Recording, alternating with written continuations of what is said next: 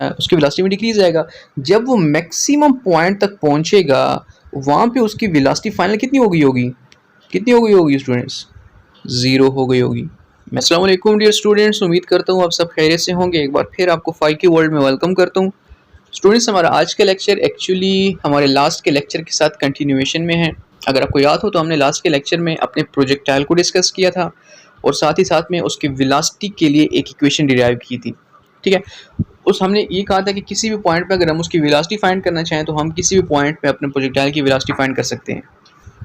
अगर मैं अपने लास्ट के लेक्चर को थोड़ा सा समराइज़ करूं तो हमने डिस्कस किया था कि सबसे पहले प्रोजेक्टाइल मोशन कहते हैं किस किस्म की मोशन को हम, मोशन तो बहुत सारी होती हैं लेकिन किस किस्म की जो स्पेसिफिक मोशन है उसको हम प्रोजेक्टाइल मोशन कहते हैं। तो मैंने ये कहा कि अगर एक बॉडी है उसको हम ग्राउंड से क्या करते हैं, थ्रो करते हैं और वो कुछ डिस्टेंस कवर करने के बाद दोबारा ग्राउंड पर आके टकराती है, तो इस तरह की मोशन को मैं क्या नाम दूंगा, इस तरह की मोशन को मैं प्रोजेक्टाइल मोशन का नाम दूंगा स्टूडेंट्स। और साथ ही साथ मैंने यही बताया था कि जो भी ये ट्रैक फॉलो करता है, यानी कि जिस ट्रैक के होते हुए ये बॉडी जो है ग्राउंड पे आगे गिरती है, इस ट्रैक को हम क्या कहते हैं, इस ट्रैक को हम ट्रैजेक्टरी का नाम देते हैं। हमने यहाँ तक डिस्कस किया था। और प्रोजेक्टाइल की फिर उसके बाद हमने वेलोसिटी उसकी फाइंड की थी। वेलोसिटी किस तरह से फाइंड की थी, उसके लिए सबसे एक इंपॉर्टेंट चीज़ जो कि आपने कभी नहीं भूलनी, वो हमने ये कहा था कि हमारे पास वेलोसिटी को अगर सपोज इस पॉइंट पर उसकी वेलोसिटी को अगर मैं दो कंपोनेंट्स में डिराइव करूँ तो मेरे पास क्या होगा, डिवाइड करूँ। एक मेरे पास उसका एक्स कंपोनेंट हो जाएगा, एक उसके पास मेरे पास y कंपोनेंट हो जाएगा स्टूडेंट्स। ठीक है, ये मेरे पास x कंपोनेंट ऑफ वेलोसिटी, ये मेरे पास y कंपोनेंट ऑफ वेलोसिटी। ठीक है, यहाँ पे सिर्फ एक पॉइंट जिस पर अपना फोकस करना है वो क्या है, वो मैंने आपको ये बताया था, जो x कंपोनेंट ऑफ वेलोसिटी है it will remain constant through out the path. x component of velocity ने चेंज नहीं होना। चेंज किसने होना है, चेंज हमारे पास y कंपोनेंट ऑफ वेलोसिटी ने होना है। और ये क्यों होना है, मैं रीज़न बताता हूँ। एक्स कंपोनेंट ऑफ वेलोसिटी के ऊपर अगर कोई भी चीज़, कोई भी फोर्स कुछ भी एक्ट करता है तो हमारे पास क्या हो सकता है, वो हमारे पास यहाँ पे जो एयर होगी उसका रेजिस्टेंस इसके ऊपर एक्ट करेगा, जो कि इसके मोशन में कुछ ना कुछ इसकी मोशन को इफेक्ट कर सकता है। और मैंने आपको पहले ही बताया था कि हम क्या कह रहे हैं, हम एक आइडियल बॉडी ले रहे हैं या फिर आइडियल प्रोजेक्टाइल ले रहे हैं जिसके ऊपर हमारे पास हमने ये जो रेजिस्टिव फोर्सेस उसके ऊपर अप्लाई होगी वो मैंने ज़ीरो कर दी थी, बिल्कुल मैंने निगलेक्ट कर दी थी। अगर एक वेलोसिटी के साथ एक बॉडी जा रही है और उसके ऊपर कोई भी अपोजिंग फोर्स नहीं एक्ट कर रही, कोई भी ऐसी फोर्स उसके ऊपर नहीं एक्ट कर रही जो कि उसको क्या कर सकते हैं, क्योंकि जो एक ही फोर्स है वो फ्रिक्शन की फोर्स है जो कि मैंने निगलेक्ट कर दी है। फिर तो इसके अलावा उसके ऊपर कोई फोर्स या और भी जितनी कोई भी अगर फोर्स एक्ट कर रही है तो मैंने सारी क्या कर दिया, वो मैंने निगलेक्ट कर दिया है। तो एक्स कंपोनेंट ऑफ वेलोसिटी के ऊपर और कोई भी फोर्स इफेक्ट नहीं कर रहा है उसको, तो इसको मैं क्या कहूँगा, जो एक्स कंपोनेंट ऑफ वेलोसिटी है उसने कांस्टेंट रहना थ्रू आउट द मोशन, उसने चेंज नहीं होना। चेंज किसने होना है, वाई कंपोनेंट ऑफ वेलोसिटी ने होना है।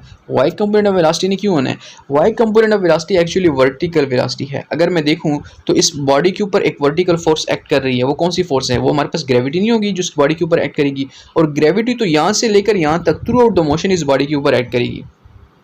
ठीक है, और फोर्स के साथ, हाइट के साथ साथ इसके ऊपर जो वर्टिकल जो फोर्स होगा हमारे पास, वो हमारे पास चेंज होता रहेगा। तो उसकी वजह से हमारे पास क्या होगा, यहाँ पे जो वाई कंपोनेंट ऑफ वेलोसिटी होगा वो मेरे पास कांस्टेंट नहीं रहेगा। या फिर एक और अगर मैं आपको बात बताऊँ, वाई कंपोनेंट ऑफ वेलोसिटी जैसे ऊपर की तरफ जाएगा डिक्रीज होता जाएगा, सबसे हाईएस्ट पॉइंट पे जीरो हो जाएगा, फिर नीचे आते हुए फिर इंक्रीज होता जाएगा। इसके रीज़न मैं आपको बताता हूँ। आपने डेली लाइफ में देखा होगा, आप एक स्टोन को अगर थ्रो करते ऊपर, इस तरह से ऊपर उसको थ्रो करते हो, फिर वो आगे नीचे ज़मीन पर आता है, ये भी प्रोजेक्टाइल मोशन हुआ। लेकिन आपने एक चीज़ नोट की होगी, इस सबसे पीक वाले पॉइंट पर क्या करता है, वो कुछ बहुत ही कम सेकंड के लिए सही लेकिन वो स्टे करता है, रुक जाता है, रेस्ट की पोजीशन में आ जाता है। फिर उसके बाद वो डाउनवर्ड मोशन करता है, फिर नीचे की तरफ आना शुरू हो जाता है स्टूडेंट्स। नीचे से जब वो जाता है उसकी मैक्सिमम वेलोसिटी होती है, उसकी वेलोसिटी डिक्रीज होती रहती है। जब बिल्कुल हाईएस्ट पॉइंट पर पहुंचते हैं रुक जाता है, उसके बाद नीचे आते हुए फिर उसकी वेलोसिटी इंक्रीज होती जाती है, ग्राउंड तक आ जाता है। इस वाले मोशन को हम क्या कहते हैं, प्रोजेक्टाइल मोशन कहते हैं। और जो वाई कंपोनेंट, अब जो ऊपर जाना नीचे आना, ये मेरे पास क्या होगा, वाई कंपोनेंट ऑफ वेलोसिटी होगा। तो वाई कंपोनेंट वेलोसिटी क्या होती है, वो हाइट के साथ साथ चेंज होती रहती है। रीजन मैंने आपको बता दिया क्या होता है, उसके ऊपर एक फोर्स एक्ट कर रही होती है, जो इसको हम क्या कहते हैं, इसको हम ग्रेविटेशन फोर्स कहते हैं। तो स्टूडेंट्स, ये सारी हमारी पुरानी बातें थी, उसके लिए हमने क्या किया था, वेलोसिटी के लिए अपने एक इक्वेशन डिराइव किया था। मैं नीचे आपको दिखाता हूँ। और एक बात मैं आपको बता दूं, जो प्रोजेक्टाइल मोशन की हमारे पास स्टडी है वो सिर्फ यहाँ तक लिमिटेड नहीं है कि आपने x component of velocity find कर लिया, वाई कंपोनेंट वेलोसिटी के लिए आपने अपनी इक्वेशन फाइंड कर ली, और उसकी डायरेक्शन भी आप फाइंड करना चाहो तो उसके लिए भी अपनी इक्वेशन डिराइव कर लिया। हमारे पास प्रोजेक्टाइल मोशन की जो कंसेप्ट है वो सिर्फ यहाँ तक लिमिटेड नहीं है। वो वेलोसिटी के आपने देखने होंगे, हमारे पास जो उसके हैं थीटा यानी कि उसके डायरेक्शन को फाइंड करने के हमारे पास सारे कंसेप्ट हैं। लेकिन प्रोजेक्टाइल मोशन का कंसेप्ट यहाँ तक लिमिटेड नहीं है, मैं बार बार आपकी चीज़ बता रहा हूँ। उसकी मैक्सिमम हाइट, प्रोजेक्टाइल मैक्सिमम किस हाइट तक जाएगा ये भी तो आपको फाइंड करना आना चाहिए। प्रोजेक्टाइल जो है हवा में कितना, उसका टाइम ऑफ फ्लाइट कितना होना चाहिए, वो हवा में कितना डिस्टेंस कवर करेगा ये भी तो आपको पता होना चाहिए। प्रोजेक्टाइल जो होगा वो मैक्सिमम कहाँ तक जाएगा, उसकी मैक्सिमम रेंज क्या होगी, जो हॉरिजॉन्टल डिस्टेंस कवर करेगा कहाँ तक करेगा ये भी तो आपको पता होना चाहिए। ये सब चीज़ें अगर आपको पता नहीं होगी तो आप कैसे आप कह सकते हो कि आपने प्रोजेक्टाइल समझ लिया। तो प्रोजेक्टाइल समझने के लिए पहले जो है प्रोजेक्टाइल के साथ डिफिनीशन के साथ साथ उसके बेसिक कंसेप्ट के साथ साथ इन सब चीज़ों का समझना भी ज़रूरी है स्टूडेंट्स। आते हैं इसके दूसरी कंपोनेंट वेलोसिटी को, अपने लास्ट हमारे लेक्चर में हमने डिस्कस कर लिया था। जो दूसरा हमारे पास है वो क्या है, हमारे पास मैक्सिमम हाइट। अब मैक्सिमम हाइट किसे कहते हैं, एक प्रोजेक्टाइल को मैंने थ्रो किया, उसने एक ट्रैजेक्टरी के थ्रू आके ज़मीन पर फिर गिर गया, ये पॉइंट क्या है, ये इसका मैक्सिमम हाइट वाला पॉइंट है। अब इस वाले पॉइंट का हाइट क्या होगा ये मैं कैसे प्रोजेक्टाइल के लिए फाइंड करूँगा, उसके लिए हम आज एक इक्वेशन डिराइव करते हैं स्टूडेंट्स। सबसे पहले पढ़ते हैं मैक्सिमम हाइट कहते हैं किस चीज़ को है, कैसे हम उसको डिराइव करेंगे। मैं इसको थोड़ा सा नीचे कर लेता हूँ ताकि आपके लिए क्लियर हो जाए। Okay students, maximum vertical distance reached by projectile from projection level is called maximum height. ये प्रोजेक्शन लेवल है स्टूडेंट्स, क्योंकि मैंने यहाँ से बॉडी को प्रोजेक्ट किया तो ये सारा उसका क्या हो गया, प्रोजेक्शन लेवल हो गया। इस प्रोजेक्शन लेवल से मैक्सिमम हाइट, क्या प्रोजेक्टाइल यहाँ तक गया है, नहीं, यहाँ तक गया है, नहीं, कहाँ तक गया है, प्रोजेक्टाइल मैक्सिमम यहाँ तक गया है। तो इस वाले प्रोजेक्शन लेवल से लेकर उसके मैक्सिमम जो उसने डिस्टेंस कवर किया है, वर्टिकल हाइट जो उसने कवर की है, उस हाइट को फाइंड करने के लिए हम क्या कहते हैं, उसको हम उसकी मैक्सिमम हाइट कहते हैं। उसको फाइंड करने के लिए आज हम इक्वेशन डिराइव करने वाले हैं।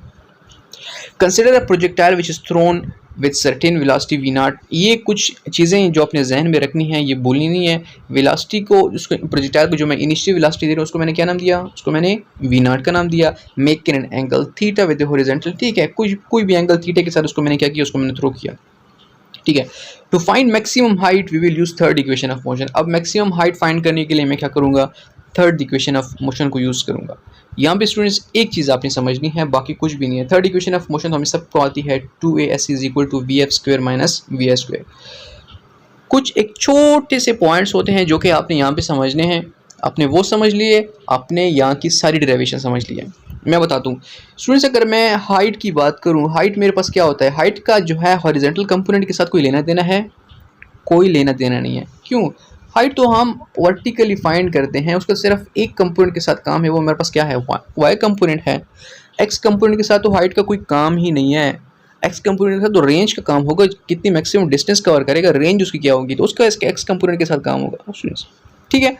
अच्छा, तो पहले एक चीज़ क्लियर हो गई थी, एक्स कंपोनेंट के साथ हमारा कोई काम नहीं है, काम किसके साथ है, वाई कंपोनेंट के साथ है। मैंने सारी यहाँ पे इसकी जो थर्ड इक्वेशन ऑफ मोशन है वो मैंने किस के साथ लिखा, मैंने वाई कंपोनेंट के साथ लिखा। 2ay sy is equal to V F Y square minus V I Y square, ठीक है, यहाँ तक समझ आ गई। और दूसरी सबसे इंपॉर्टेंट और बेसिक चीज़ जो है वो है इनके वेलोसिटीज़ को समझना।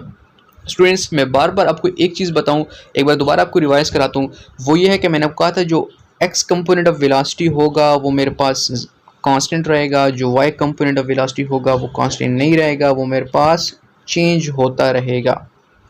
रीज़न मैंने आपको बताया था, वाई कंपोनेंट ऑफ वेलोसिटी के ऊपर ग्रेविटी एक्ट करती है, एक्स कंपोनेंट ऑफ वेलोसिटी के साथ क्या होता है, एक ही फोर्स एक्ट करती है जो कि रेजिस्टेंस, जो कि मैंने निगलेक्ट कर दी है, वो भी अभी नहीं है उसके साथ, ठीक है, यहाँ तक क्लियर हो गया। अच्छा, V F Y is equal to we I Y is equal to 0 और साथ में V I Y is equal to we naught sine Q या साइन थीटा, कुछ भी हम इसको कह सकते हैं, हमारी मर्जी है।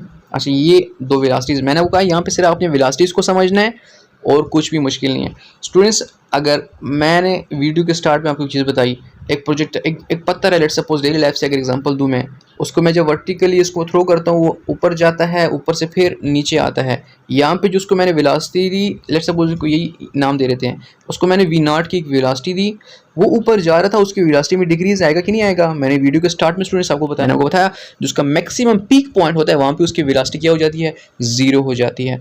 तो मैं आराम से कह सकता हूँ जो इनिशियल वेलोसिटी होगी वो तो वी नॉट होगी, जो फाइनल वेलोसिटी होगी वो मेरे पास क्या होगी, 0 होगी। और मैंने 0 क्यों कंसिडर की, मैंने उसको नीचे आने क्यों नहीं दिया, मैंने उसकी मैक्सिमम हाइट फाइंड करनी है, नीचे आऊँगा तो मैक्सिमम हाइट कैसे फाइंड करूँगा, वो तो हाइट पे डिक्रीज आता रहेगा। तो जहाँ पे मैंने मैक्सिमम हाइट फाइंड करनी है वहाँ पे उसकी फाइनल वेलोसिटी क्या होगी, 0। इतना मैं जान चुका हूँ।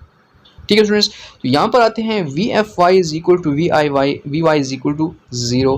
फाइनल वेलोसिटी ने तो 0 रहना मैक्सिमम हाइट पर। इनिशियल वेलोसिटी क्या होगी, वो तो मेरे पास उसने तो चेंज ही नहीं होना। ठीक है, V F Y is equal to we naught sine theta या साइन क्यू, कुछ भी हम लिख सकते हैं। एक्सेलरेशन मेरे पास ग्रेविटेशनल होगी, वो मेरे पास माइनस क्यों लगा, क्योंकि वो अगेंस्ट जी है, जी डाउनवर्ड कर रही है, मोशन अपवर्ड है, तो हमारे पास माइनस का साइन यहाँ पे लगेगा। एस जो डिस्टेंस है वहाँ पे हमारे पास हाइट है, तो उसको हम किससे रिप्लेस कर लेते हैं, उसको हम हाइट से रिप्लेस कर लेते हैं। अब तो कुछ भी नहीं है स्टूडेंट्स, इन वैल्यूज़ को यहाँ पे पुट करके क्या करना है, एक मेरे पास एक इक्वेशन डिराइव हो जाना है। मैं थोड़ा सा इसको नीचे स्लाइड डाउन करता हूँ। ओके, जब मैंने वैल्यूज पुट की, -2gh इज इक्वल टू 0 का square minus V naught sine Q का होल स्क्वायर। मैंने जब सारी इक्वेशंस खोली तो मेरे पास हाइट क्या आया, बहुत ही बच्चों वाली मैथ्स है यहाँ पर। तो height is equal to we naught square sine square theta divided by 2g। Maximum height of the projectile, आपसे कोई भी पूछे कि मैंने एक प्रोजेक्टाइल को क्या किया, प्रोजेक्ट किया है इतने वेलोसिटी के साथ और मैंने उसको इस एंगल के साथ प्रोजेक्ट किया है, आप मुझे बताओ कि वो मैक्सिमम कितनी हाइट कवर करेगा। तो आप इस इक्वेशन से क्या कर सकते हो, आराम से उसकी हाइट बता सकते हो कि आपका प्रोजेक्टाइल इतनी हाइट तक जा सकता है। समझ आ गया स्टूडेंट्स? आई होप यहाँ तक आपको क्लियर हो गया होगा। फर्दर जाते हैं, इसका जो नेक्स्ट हमारे पास है, नेक्स्ट हम क्या फाइंड करने वाले हैं, नेक्स्ट हम टाइम ऑफ फ्लाइट फाइंड करने वाले हैं। अब पहले समझते हैं कि टाइम ऑफ फ्लाइट कहती किस चीज़ को है। टाइम ऑफ फ्लाइट कहते हैं कि आपने एक प्रोजेक्टाइल को यहाँ से प्रोजेक्ट किया, उसने यहाँ से डिस्टेंस कवर किया, ठीक है, यहाँ तक फिर आया, इस समय यानी कि हवा में उसने कितना टाइम गुजारा, उसको मैं क्या कहूँगा, उसको मैं उसका टाइम ऑफ फ्लाइट कहूँगा। टाइम ऑफ फ्लाइट के साथ एक और बहुत इंपॉर्टेंट सा कंसेप्ट है, उसे हम टाइम ऑफ समिट कहते हैं। समिट यानी कि वो अपने हाईएस्ट पॉइंट तक, ये इसका हाईएस्ट पॉइंट हो गया, इस हाईएस्ट पॉइंट तक उसने कितना टाइम लगाया पहुंचने में, उसको हम टाइम ऑफ समिट कहेंगे। तो स्टूडेंट जाहिर सी बात है, एक प्रोजेक्टाइल का हाईएस्ट पॉइंट बिल्कुल उसके सेंटर पे होगा, बिल्कुल उसके हाफ पे होगा। अगर यहाँ से लेकर यहाँ तक जाने में वो 5 मिनट्स लगाता है तो यहाँ तक पहुँचने में कितने लगेंगे, 2.5 लगेंगे। अगर यहाँ से लेकर यहाँ तक जाने में वो 10 मिनट्स लगाता है तो यहाँ तक कितने लगेंगे, 5 मिनट्स लगेंगे। ये तो बहुत सिंपल सी बात है। तो उस कंसेप्ट में थोड़ा सा नीचे बाद में आते हैं, पहले टाइम की इक्वेशन को डिराइव करते हैं कि टाइम पे इक्वेशन हम कैसे डिराइव कर सकते हैं students. Okay, time of flight, time taken by projectile to go from point of projection to the point of impact is called time of flight। शायद मैंने अब थोड़ी देर पहले यही बात बताई है, पॉइंट ऑफ प्रोजेक्शन से लेकर पॉइंट ऑफ इम्पैक्ट तक। ये मैंने ये बताया कि इस पाथ को फॉलो करते हुए जितना हवा में टाइम गुजारते हैं उसे हम क्या कहते हैं, उसे हम टाइम ऑफ फ्लाइट कहते हैं। ठीक है, अच्छा फिर क्या करना है, consider projectile which is thrown with velocity V naught. फिर उसको हमने क्या किया, इनिशियल वेलोसिटी वी नॉट के साथ हमने एक प्रोजेक्टाइल को थ्रो किया है, वो भी सेम कोई भी एंगल थीटा बना रहा था हमारे साथ, यहाँ पे उसने एंगल थीटा बनाया हुआ है, इनिशियल वेलोसिटी के साथ उसको मैंने क्या किया है, थ्रो किया। ठीक है, to find time of flight we use second equation of motion. अच्छा, अब टाइम ऑफ फ्लाइट को फाइंड करने के लिए क्या करते हैं, हम सेकंड इक्वेशन ऑफ मोशन को यूज़ करते हैं। अब फिर मुझे पता है कि S Y is equal to we I Y T plus 1/2 A Y T square. ठीक है, सेकंड इक्वेशन ऑफ मोशन को यहाँ पे फिर हम यूज़ करने वाले हैं। सेकेंड इक्वेशन ऑफ मोशन आपको आपके जहन में होगी, s is equal to we i t plus 1/2 a t square. ठीक है, अच्छा यहाँ पे टाइम ऑफ फ्लाइट को फाइंड करने के लिए, अच्छा अब बहुत ज़रूरी चीज़, बहुत ही इंपॉर्टेंट चीज़ स्टूडेंट्स, मैं आपको बताता हूँ, इसको मैं थोड़ा सा स्लाइड डाउन कर लेता हूँ। ओके स्टूडेंट्स, यहाँ पे एक चीज़ पे आपने फोकस करना है। सबसे पहले मैंने हाइट, डिस्टेंस, चलो पहले डिस्टेंस कह देते हैं या फिर हाइट कुछ भी कह देते हैं, ठीक है, उसको मैंने क्या किया, उसको मैंने 0 कंसीडर किया। अच्छा एक और चीज़ मैं आपको यहाँ पे क्लियर कर दूँ, टाइम ऑफ फ्लाइट का भी वाई कंपोनेंट के साथ लेना देना है, एक्स कंपोनेंट के साथ उसका लेना देना नहीं है। क्यों, वो ऐसे जाता है ऐसे आता है, ये भी वाई कंपोनेंट के साथ, ये भी वाई कंपोनेंट के साथ, एक्स कंपोनेंट के साथ सिर्फ इसके एक चीज़ का काम होगा, वो हमारे पास क्या है, वो हमारे पास रेंज है। बाकी इसका एक्स कंपोनेंट के साथ कोई काम नहीं है, इसका भी क्या है, सारा के सारा वाई कंपोनेंट के साथ सारा काम है। ठीक है, आपको यहाँ तक समझ आ रही होगी। अच्छा फिर फर्दर अगर मैं बात करूँ, अगर मैं वाई कंपोनेंट की बात करता हूँ तो मेरे पास जो डिस्टेंस कवर करेगा ये सारी मेरे पास उसकी हाइट होगी। मैं एक चीज़ बताता हूँ, मैंने आपको बताया कि मैंने आपको यहाँ पे एक चीज़ क्लियर करवाई। मैंने ये बताया कि अगर एक प्रोजेक्टाइल है उसको मैं थ्रो करता हूँ इस पॉइंट से, वो यहाँ से लेकर यहाँ तक जाने में कितना जो टाइम वो लगाता है उसको हम कहते हैं टाइम ऑफ फ्लाइट कहते हैं। अगर मैं देखूँ यहाँ से लेकर यहाँ तक उसकी हाइट क्या होगी, हाइट भी तो 0 हो जाएगी स्टूडेंट्स। तो s is equal to h is equal to 0। क्यों? जहाँ से मैंने इसको थ्रो किया था वही उसी पोजीशन की उसी लेवल पे हमारे पास आ गया, तो हाइट तो उसकी 0 हो गई। मैंने s क्या पुट किया? 0 पुट किया। वी आई वाई इनिशियल ने तो इनिशियल रहना है, उसने तो चेंज ही नहीं होना। वी नॉट साइन थी, साइन क्यों हो जाएगा? जो यहाँ पे तो फाइनल कंपोनेंट के साथ हमारा काम ही नहीं है, तो क्या आना है हमारे पास? एक्सेलरेशन ड्यू टू ग्रेविटी वो भी माइनस में हो जाएगी, टी मेरे पास किसके बराबर हो जाएगा? टाइम। ये सारी वैल्यूज हमने ऊपर की इक्वेशन में दोबारा पुट करनी है जो सेकंड इक्वेशन ऑफ मोशन है। तो s is equal to we i t plus 1/2 t square, 0 is equal to we naught sine q t minus 1/2 g t square. ठीक है, सिंपल पुटिंग है यहाँ पे, तो कुछ भी आई डोंट थिंक सो यहाँ भी कोई चीज़ मुश्किल है। टी कैंसिल हो जाएंगे। यहाँ से मैं जो बच्चों वाली मैथ्स है वो करने के बाद क्या कर लेंगे, हमारे पास टाइम के लिए इक्वेशन डिराइव कर लेंगे। अब आती है हमारे पास एक और चीज़ की, जो टाइम ऑफ समिट की मैंने बात की थी। अब टाइम ऑफ समिट मैंने फिर बता देता हूँ, जो मैक्सिमम हाइट तक जितना टाइम लगाता है, यहाँ इस पॉइंट तक पहुँचने में जितनी टाइम लगाता है, जितना टाइम लगाता है हमारे पास क्या होगा? टाइम ऑफ समिट होगा। एक चीज़ आपको मैं क्लियर कर दूँ, मैंने पहले आपको बताया था अगर यहाँ से लेकर यहाँ तक मैक्सिमम हाइट कहाँ पर होती है? मैक्सिमम हाइट हमेशा उसके सेंटर पे होती है, मिड पॉइंट पर होती है। तो अगर यहाँ से लेकर यहाँ तक पहुँचने में वो 10 मिनट्स लगाता है, तो मैक्सिमम हाइट तक कितने लगाएगा? 10 लगाएगा। यानी कि 10 को मैं क्या करूँगा? सॉरी 5 लगाएगा सॉरी। तो 10 को मैं क्या कर दूँगा? 2 पे डिवाइड कर दूँगा, मेरे पास क्या आ जाएगा? मेरे पास 5 आ जाएगा।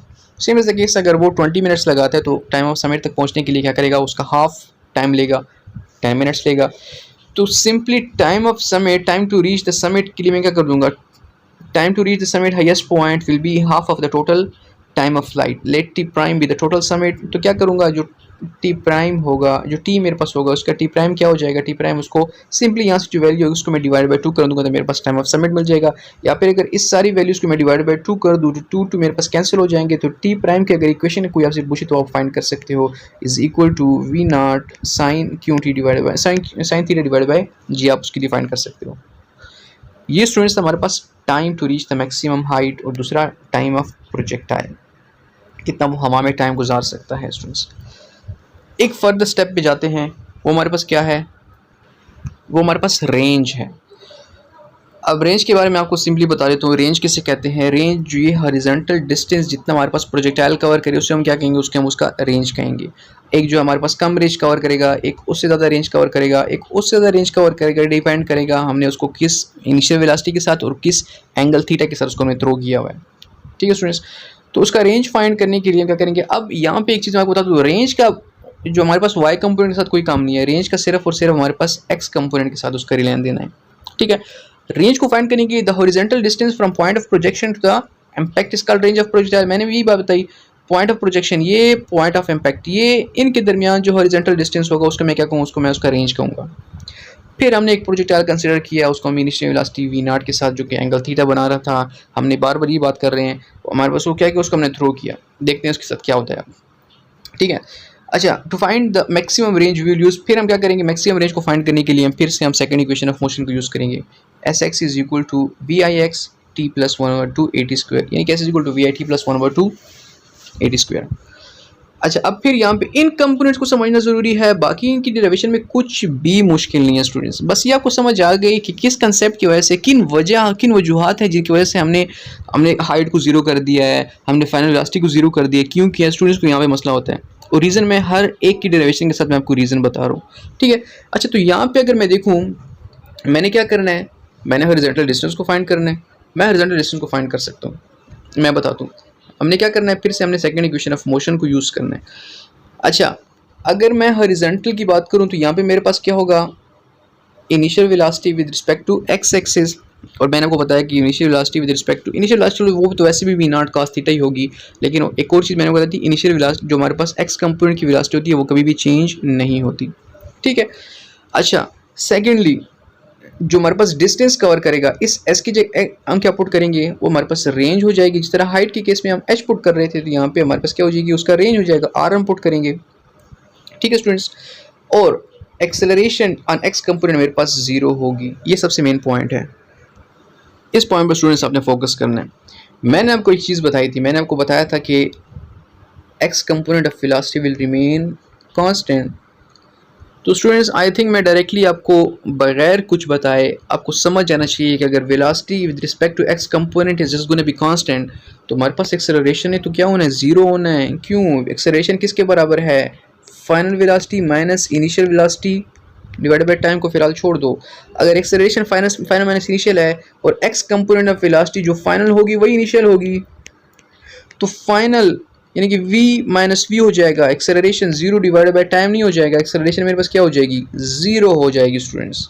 अगर x कंपोनेंट ऑफ वेलोसिटी के साथ जो इनके x कंपोनेंट ऑफ वेलोसिटी हैं वो चेंज नहीं हो रहे टाइम के साथ, क्यों? उसके ऊपर सिर्फ एक ही फोर्स एक्ट कर रही है जो कि हमारे पास रेजिस्टिव फोर्स है, और वो भी मैंने क्या कर दिया है, निगलेक्ट कर दिया है, तो x कंपोनेंट ऑफ वेलोसिटी में तो कोई चेंज आ रहा ही नहीं है।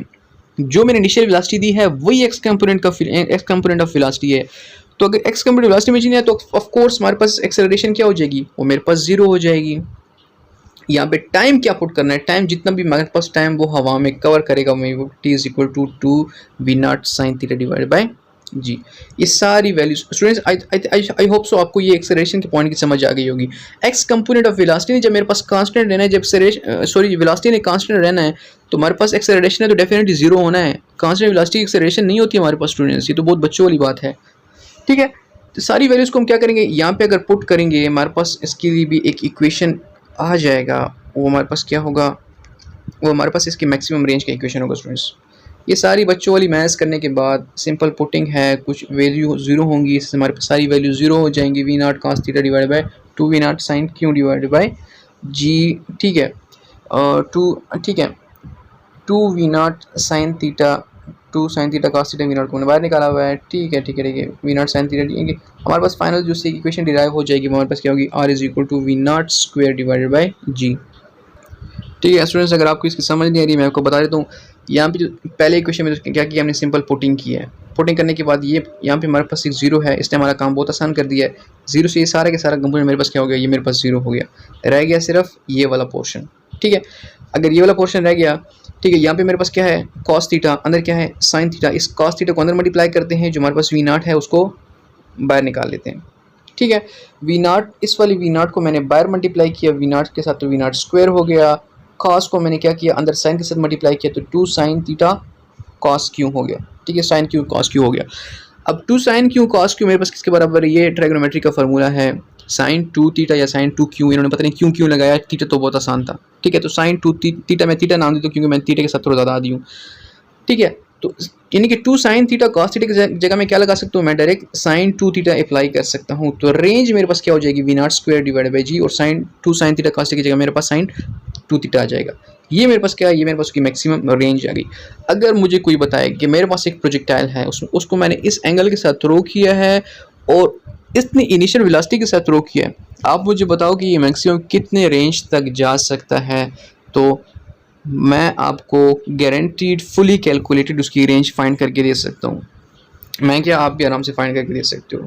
सो इस लास्ट में एक बहुत ही ज़बरदस्त किस्म की चीज़ गिवन है, मैक्सिमम एंगल नहीं, यहाँ पे 2 प्रोजेक्शन, ठीक है, 2 projection angles for the same range. यहाँ पे स्टूडेंट्स मैं थोड़ा सा आपको इसकी एक चीज़ बता दूँ, हमारे पास 2 ऐसे एंगल्स होते हैं ना, ठीक है, उनको प्रोजेक्शन एंगल्स का नाम देते हैं, जिससे हमारे पास रेंज सेम आती है।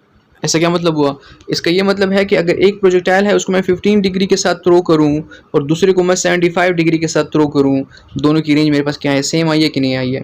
सेम इज़ द केस अगर एक को मैं 30 के साथ थ्रो करूं, एक को मैं 60 के साथ थ्रो करूं, दोनों की रेंज मेरे पास सेम आई है कि नहीं आई है, सेम आई है। सेम इज़ द केस अगर एक को मैं 45 से करूं, दूसरे को भी 45 से करूं, दोनों का रेंज मेरे पास क्या आएगा, सेम आएगा। अब ये रेंज ऐसे सेम नहीं आता, रेंज सिर्फ एक केस में सेम आता है, वो क्या है कि इनका सम मेरे पास 90 के इक्वल होना चाहिए। 75 प्लस 15 से मेरे पास क्या आता है 90, 30 प्लस 60 से क्या आता है 90, 45 प्लस 45 से क्या आता है 90। यहाँ पे तो ये वाला एंगल है, कोई भी एंगल जिनका सम मेरे पास किसके बराबर हो, 90 डिग्री के बराबर हो, इन दोनों एंगल से जो मेरे पास प्रोजेक्टाइल का रेंज आएगा वो रेंज किसके बराबर होगा, वो रेंज एक दूसरे के बराबर होगा। ये बात स्टूडेंट्स आपने नहीं बोलनी, इन्होंने यहाँ पे प्रूफ किया है, मैं थोड़ा सा आपको यहीं का बता देता हूँ, खैर है। अच्छा, रेंज 75 अगर रेंज के फार्मूले में मैं अप्लाई करता हूँ तो मेरे पास range 75 is equal to 2 into 75 simple v0 square divide by g sine 2 theta.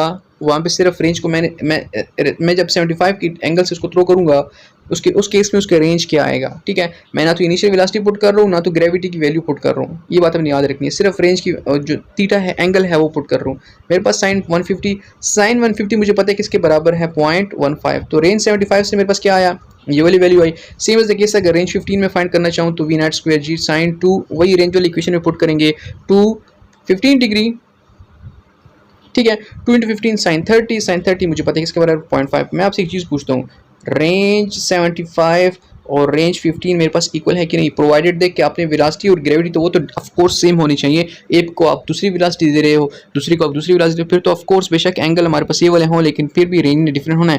Provided that कि आपके पास जो हमारे पास वेलोसिटी और ग्रेविटी है वो भी कांस्टेंट हो, यहाँ की वेलोसिटी ग्रेविटी वो भी सेम यानी दूसरे की इक्वल हो। उस केस में जो रेंज मेरे पास एंगल 75 से आएगा वही रेंज मेरे पास क्या आएगा, एंगल 15 से भी आएगा। स्टूडेंट्स न्यूमेरिकली भी प्रूव किया है, मैथमेटिकली और डायग्रामेटिकली भी आप समझ सकते हो कि बहुत ही आसान तरीके से इन्होंने बताया हुआ है कि अगर एक प्रोजेक्टाइल को आप 15 से थ्रो करते हो, एक को आप 75 से थ्रो करते हो, दोनों का रेंज आपके पास क्या होगा, वो इक्वल होगा। Students that was all about projectile. बहुत ही इंपॉर्टेंट कंसेप्ट था, बहुत ही इंपॉर्टेंट टॉपिक था आज का।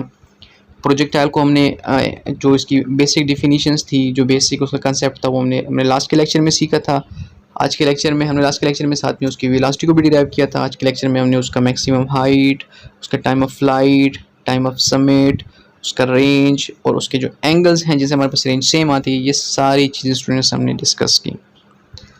तो students that was all about projectile motion. हमेशा की तरह स्टूडेंट्स आपसे एक ही रिक्वेस्ट होती है कि काइंडली अगर हम इतना मेहनत करते हैं आप लोगों के लिए तो आप काइंडली सिर्फ इतना कर सकते हो कि हमारे चैनल को सब्सक्राइब कर सकते हो, हमारी वीडियोज़ को लाइक कर सकते हो।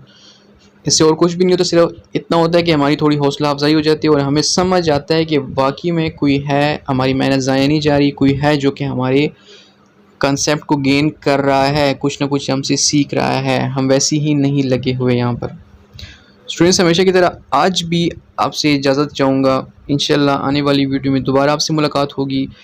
हमारा चैप्टर नंबर 3 आज की वीडियो के साथ हमारे पास ख़त्म हो चुका है। इंशाल्लाह आने वाले लेक्चर में दोबारा आपसे मुलाकात होगी, तब तक के लिए इजाज़त दीजिए। अल्लाह हाफ़िज़।